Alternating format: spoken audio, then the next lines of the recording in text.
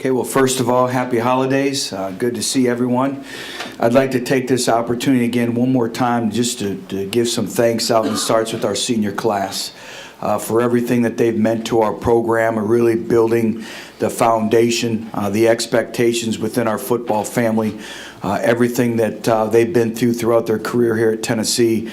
I just wanted to say thank you, but also congratulate the 10 individuals who graduated last Friday, and that was obviously a great day for me, and I know that they're going to be extremely, extremely successful in their future endeavors, and they'll always be Vols for life. So very proud of that set of individuals.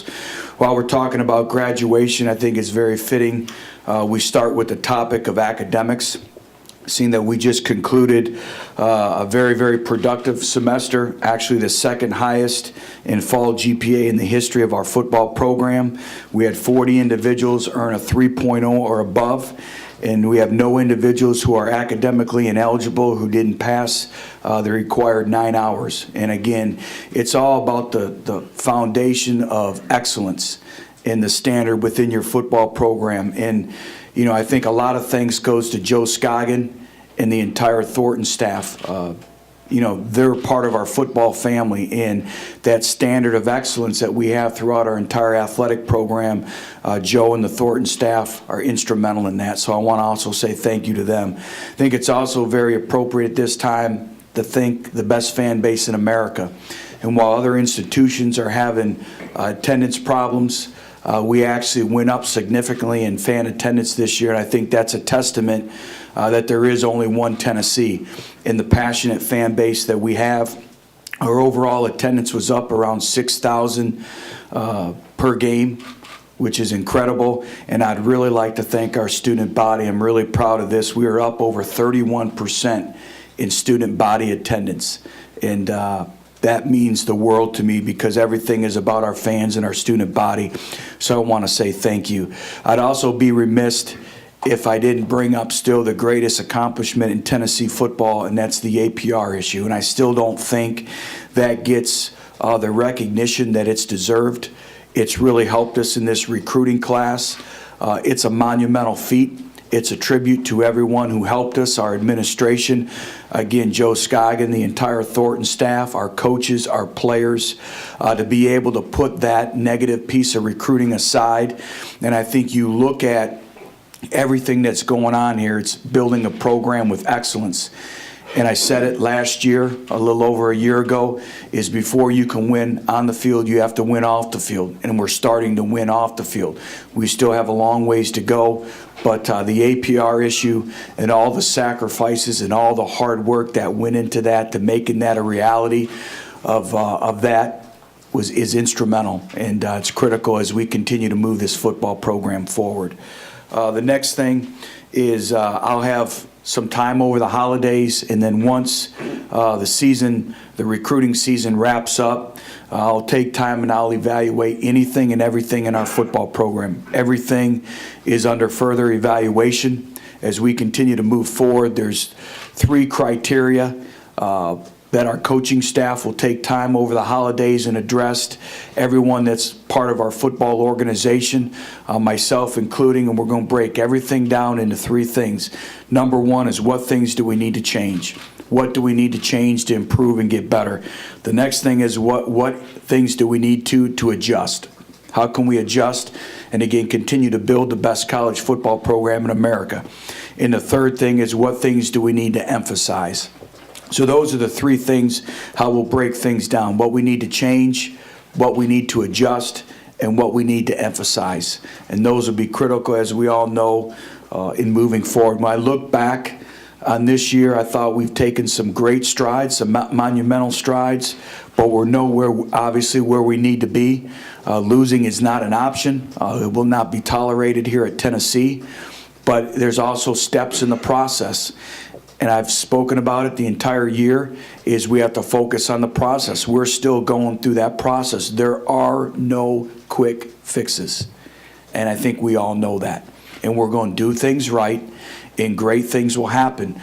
And I'm the worst one with having patience, but we're going to do things right. And it starts with your foundation of excellence, your standard of expectations, your culture, and having the right people in the right place.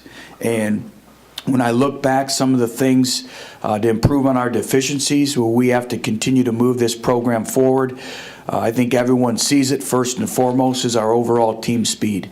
We must improve our team speed across the board. That's offense, that's defense, that's special teams. We must be a much faster football team. And we'll develop that in the offseason, but quite frankly, you develop it in recruiting, through the recruiting process.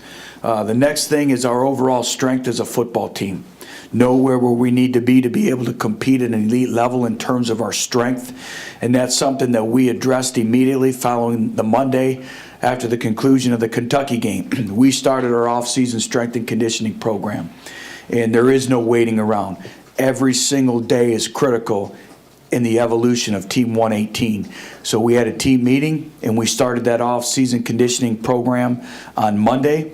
We've split our team up into 5 different groups, and they will compete with each other over the break. So we tested everyone in their body fat makeup. They did the bod pod before they left. The first thing they'll do when they report back to campus for the start of the next semester is we will test them in their bod pod again, in their body fat composite and makeup. And then we'll have a conditioning test and a strength test. And we've assigned leaders to those 5 teams, and they're responsible for holding their players accountable throughout the course of this long break. And so there are no off days in Tennessee football to get this program back to where we need it to be. So we'll continue to compete even during vacation. I think the next area is, as we all know, is our overall depth and our competitiveness across the board. Competitiveness lends itself to improving individually and improving collectively as a football team, and our overall depth. We need to generate and create competition across the board. You do that through the recruitment process, and that's why we're excited to welcome 14 new individuals at mid-year and 3 junior college signees that we welcomed to the family yesterday. And I think the last thing is number 4 is just continuing for everyone in our organization to understand the standards and the expectations of excellence that we've put forth for this great football program, and not deviating from that. And our players have done a great job, but we talk about having a relentless approach in everything we do, whether it's in recruiting, whether it's in our community, whether it's in the classroom, whether it's in this off-season strength and conditioning phase that we're about to embark on. But it's a relentless approach in everything that we do regarding Tennessee football. The other thing, I spoke about briefly is the 3 individuals that we welcomed into our football family yesterday. Great additions. They've not played one snap of football for Tennessee, but the great thing is they will be here at mid-year, the 3 new signees. And Von Pearson, extremely competitive young man, number 2 wide receiver in the country. Very highly touted and sought after in the recruiting process. I thought Zach Azani did a tremendous job of building a relationship with him and formulating that trust. And he's going to add another dimension to our wide receiver position, which we greatly need. The next individual is Dontavius Blair, an offensive lineman and offensive tackle that we've been on for a while now. And he's going to give us immediate relief, immediate competition at the offensive tackle position, and very excited about him. And then defensive tackle Owen Williams, originally from Macon, Georgia. Very sudden, very quick, very explosive. And when you watch his film, you see a high level of productivity on every single snap. So we're excited about those 3 individuals. Before I answer any of your questions you may have, it's also very appropriate to congratulate Peyton Manning. We're so very proud of him in winning the prestigious Sports Illustrated Sportsman of the Year award. That's a great honor, a great feat, and a great accomplishment, and it couldn't come to a more deserving individual and a more deserving person than Peyton Manning. Love everything that he stands for, Vol for life, and I'm proud to say a great friend as well. So I'll answer any questions you may have. All right, thank you. Been a good day.